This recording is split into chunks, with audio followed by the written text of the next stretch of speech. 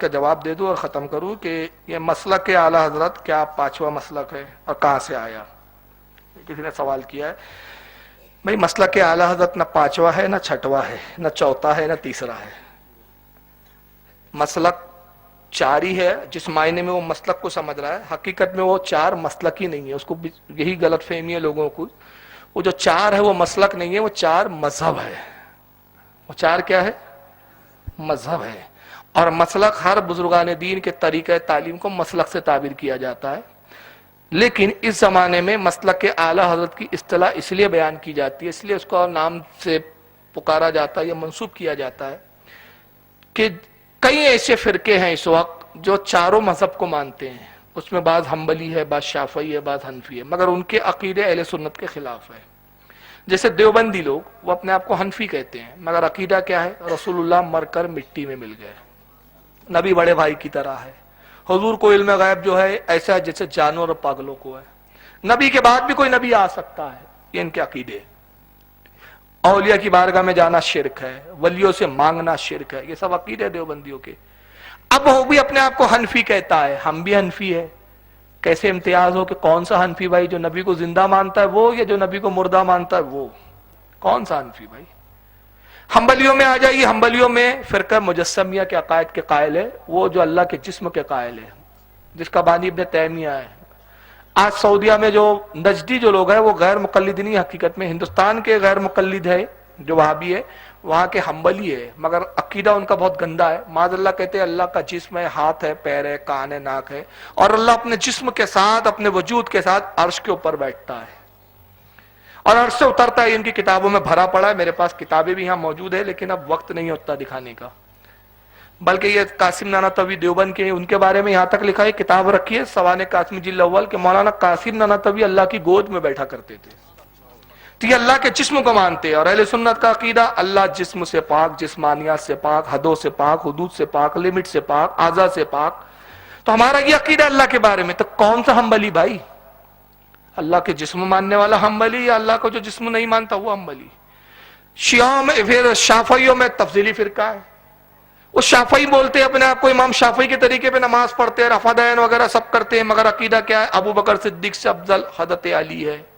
نعوذ باللہ بعض اس میں اتنے غلو کرتے ہیں کہ نازبی اور کہتے ہیں کہ نعوذ باللہ حضرت علی تو ایمان پر ہی نہیں ہے، علی نے کفر کر دیا۔ پھر انہی میں بعض وہ ہے تفضیلیوں میں جو خارجیت کی طرف چلے گئے، ان کا عقیدہ یہ معاذ اللہ کہ صرف 6 صحابہ تھے جو رسول کے بعد ایمان پہ رہے، باقی سارے صحابہ ایمان سے پھر گئے تھے، دوبارہ مرتد ہو گئے۔ تو بھائی کون سا شافعی؟ وہ شافعی جو اہل سنت والا شافعی ہے، جو ابو بکر صدیق کو سب سے افضل مانتا ہے، جو حضرت علی کو بھی مومن جانتا ہے، جو سارے صحابہ کو مومن اور حق پر جانتا ہے، وہ شافعی ہے؟ وہ جو معاذ اللہ سارے صحابہ کو کافر کہتا پھر رہا ہے، کون سا شافعی بھائی؟ تو یہ ایسے شافعی بھی ہے، حنبلی بھی ہے، مالکی بھی ہے، اور ایسے حنفی بھی ہے۔ تو اس سے اپنے آپ کو امتیاز کے لیے، الگ کرنے کے لیے اس زمانے میں علماء نے اس بات پر اجماع کیا کہ جب ہم کہتے ہیں مسلک اعلیٰ حضرت کا ماننے والا، تو سمجھ میں آ جاتا ہے یہ حنفی وہ ہے جو مسلک حضرت کو مانتا ہے، یعنی نبی کو مردہ نہیں مانتا، یہ نبی کو اپنے بھائی کی طرح نہیں کہتا۔ یہ حقیقی اہل سنت ہے، یہ امتیاز کے لیے۔ اور اگر آپ میری ان باتوں سے مطمئن نہ ہو تو میں بھی آپ کو ایک دلیل سے بہت آسانی سے مطمئن کر دوں گا انشاءاللہ۔ یہ اصل میں کچھ فتین قسم کے لوگ شبہات پیدا کرتے ہیں ذہنوں میں کہ پانچواں کہاں سے آیا، چھٹا کہاں سے آیا۔ ان بیچاروں کو یہی نہیں معلوم کہ اعلیٰ حضرت خود مقلد ہے، مجتہد نہیں ہے، اور مذہب کے لیے مجتہد فی مذہب ہونا چاہیے۔ اعلیٰ حضرت مجتہد فی المذہب نہیں ہے، مقلد حنفی ہے۔ ان کی مہر جو دستخط کرتے تھے، جو مہر فتوے پہ لگاتے تھے، اس پہ صاف لفظوں میں یہی لکھا ہوتا تھا، آپ ان کے فتاووں میں جا کے دیکھ لیں، یہی دستخط ملیں گی آج بھی سارے فتح رضیہ میں، جگہ جگہ یہی دستخط، کیا؟ محمدی، سنی، حنفی، عبد المصطفیٰ احمد رضا خان، یہ ان کی مہر تھی۔ سبحان اللہ۔ تو اس میں خود اعلیٰ حضرت کہہ رہے ہیں میں محمدی ہوں، سنی ہوں، حنفی ہوں، اور پوری زندگی فقہ حنفیہ کی خدمت کی انہوں نے۔ تو اعلیٰ حضرت کوئی مجتہد فی المذہب نہیں ہے کہ ان کی تقلید کی جاتی ہو، حنفیوں کے ہی بزرگوں میں سے ہے، حنفی کہتے تھے لیکن امتیاز کے لیے۔ اب آئیے میں ایک دلیل دے دیتا ہوں۔ یہ شعر کس کا مشہور ہے ذرا سنا بتائیے، میں ایک شعر پڑھتا ہوں، بڑا پڑھا جاتا ہے، شاہ است حسین، کس کا ہے؟ خواجہ غریب، مانتے ہیں آپ سب؟ اور وہ بھی مانتے ہیں جو پانچواں بول کے چڑھا رہے ہیں ہم کو, وہ بھی مانتے ہیں نا. چلیے اب یہ شعر تو آپ نے پہچان لیا کس کا ہے. اب آگے ذرا یہ دلیل سن لیجیے آپ, اور ایک سوال کا جواب دے دیجیے کہ اللہ کے نزدیک دین کیا ہے؟ ہاں, دین اسلام. ماشاء اللہ, اللہ کے نزدیک دین کیا ہے؟ اسلام. قرآن میں ہے نا, اللہ فرماتا ہے ان الدین عند اللہ الاسلام, اللہ کے نزدیک کوئی دین ہے تو وہ کیا ہے؟ اسلام. تو یہ تو اللہ فرما رہا ہے کہ دین اسلام ہے. کون کہہ رہا ہے؟ رسول نہیں, اللہ. اللہ سے بڑی بات کسی کی اب نہیں ہوتی. اللہ کہہ رہا ہے دین اسلام, مگر خواجہ غریب نواز کیا کہتے ہیں؟ شاہ است حسین, بادشاہ است حسین, دین است حسین. کیا بات ہے, کیا بات ہے. حسین بادشاہ ہے, حسین شہنشاہ, حسین دین ہے. دین است حسین, حسین دین ہے. تو ذرا لگائیے خواجہ غریب نواز سے فتویٰ. غریب نواز دین تو اسلام ہے, آپ نے حسین پاک کو دین کیوں کہہ دیا؟ حسین کب سے دین ہو گئے؟ تو غریب نواز کہیں گے پاگل کہیں گے تو سمجھا نہیں. ارے دین کو حسین اس لیے کہا کہ دین تو اسلامی تھا مگر یزید نے تباہ کر دیا تھا, یزید نے دین کا حلیہ بگاڑ دیا تھا. حسین نہ ہوتے تو دین نہ بچتا, حسین نے دین بچایا تو میں نے دین کی نسبت حسین کی طرف کی. تو ہم نے وہیں سے تو لیا کہ جب مسلکوں کے حلیہ بگاڑے جا رہے تھے تو اعلیٰ حضرت نے مسلکوں کو بچایا, تو مسلکوں کی نسبت اعلیٰ حضرت کی طرف کر دی. سبحان اللہ, سبحان اللہ. نعرہ تکبیر, نعرہ رسالت, جشن عید میلاد النبی, جشن 11ویں شریف, مسلک اعلی حضرت, مسلک اعلی حضرت, نعرہ تکبیر. تو اگر مسلک اعلی حضرت بدعت ہے تو پھر دین است حسین کہنا بھی بدعت ہے. مگر یہاں تو ہم مجرم ہیں, کیونکہ اعلی حضرت نے خود نہیں کہا مسلک اعلی حضرت, تو ہم کہہ رہے ہیں اپنا ایمان بچانے کے لیے. مگر دین تو غریب نواز نے کہا ہے حسین کو. وہاں بڑا مسئلہ ہو جائے گا فتویٰ لگاتے وقت, اور وہاں فتویٰ لگاؤں گے تو تمہارا ایمان بچے گا کیا؟ نہیں بچے گا نا. جو عطائے رسول پہ فتویٰ لگا ہے اس کا کیا بچے ہونے والا ہے؟ برتا نکل جائے گا اس کا. تو اس پر بہت دلائل ہے, لیکن ابھی میرا موضوع نہیں ہے. آپ دو دلیلیں آپ کے سامنے مختصر رکھ دی. اس بنیاد پر ہم اپنی پہچان کے لیے, اور یہ کوئی پہلا واقعہ نہیں ہے, کوئی پہلا موقع نہیں ہے, ہر زمانے میں جب علماء کی طرف دین و مسلک کی نہیں گئی. مثال کے طور پہ حضرت امام ابو الحسن اشعری بہت بڑے عقائد کے امام گزرے, ان کے زمانے میں بہت باطل عقیدے پیدا ہوئے, جس میں فرقہ مجسمیہ تھا, جو اللہ کا جسم مانتا تھا. انہوں نے اس کا رد کیا. تو اس زمانے میں سچا مسلمان اس سے سمجھا جاتا تھا جو کہتا تھا میں مسلک اشعری پر ہوں, تو کہا جاتا تھا ہاں یہ سچا صحیح سنی مسلمان ہے. امام ماتوریدی رحمت اللہ علیہ بہت بڑے امام گزرے, تو توریدی کہتے تھے لوگ. مجدد ثانی کے زمانے میں مجددی کہتے تھے. شاہ عبدالعزیز کے زمانے میں شاہ ولی اللہ کہتے تھے. تو ہر زمانے میں نسبتیں رہی بزرگوں کی طرف. دین کی پہچان بزرگان دین ہر زمانے میں رہے, بلکہ صحابہ کے زمانے میں صحابہ رہے. جب خارجیوں کا فرقہ نکلا, عبداللہ ابن جابر کہتے ہیں کہ خارجیوں کو ہم پہچان نہیں پاتے تھے. خارجی بھی نماز پڑھتے تھے, عبادت بھی کرتے تھے, ہم سے زیادہ بڑے عبادت گزار ہوتے تھے, لیکن ہم پہچان نہیں پاتے تھے کہ خارجی کون ہے. اور خارجیوں کا عقیدہ کیا تھا؟ اہل بیت کو کافر کہتے تھے معاذ اللہ.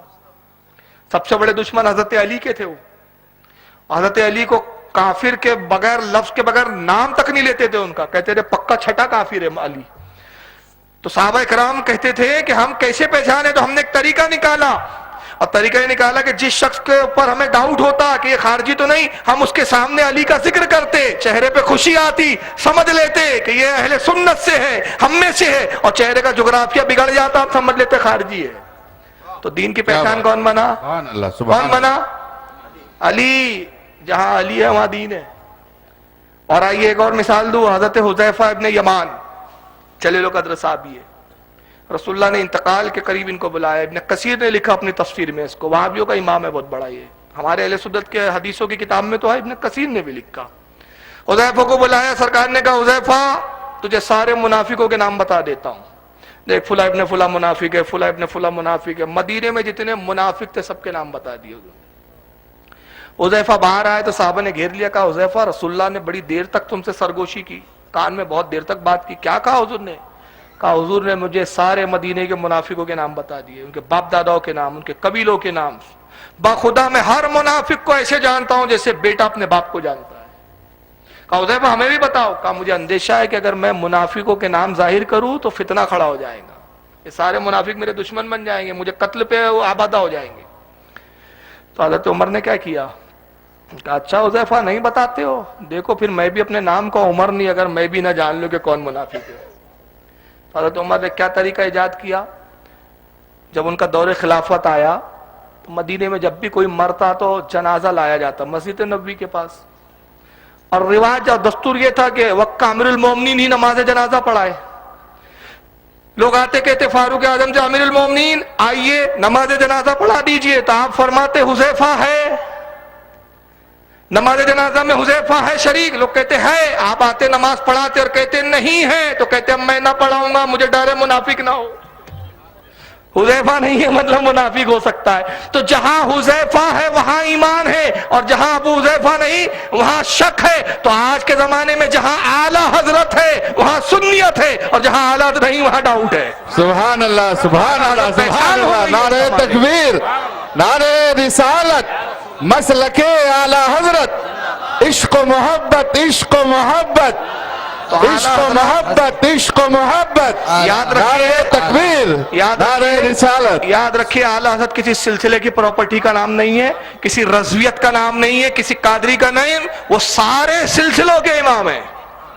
وہ امام ہے، جیسے ہم قادری ہے مگر غریب نواز ہمارے سروں کے تاج ہے۔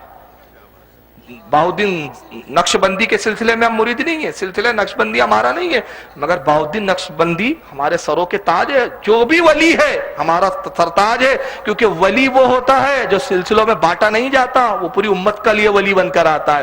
اعلیٰ حضرت امام بن کر آئے، پوری امت کے امام ہے، یہ سلسلوں کے امام تھوڑی ہے۔ لوگ سمجھتے رضویوں کے امام ہے، یہ سب سے بڑی غلط فہمی ہے ان کی۔ آپ کسی بھی سلسلے میں رہیے، آپ قادری رہیے، چشتی رہیے، نقشبندی رہیے، اشرفی رہیے، آپ آسوی رہیے، جو سلسلے میں آپ کو رہنا رہیے، مگر عقیدے کی جب بات آئیں گی تو عقیدہ اہل سنت کی پہچان مسلک کے اعلیٰ حضرت۔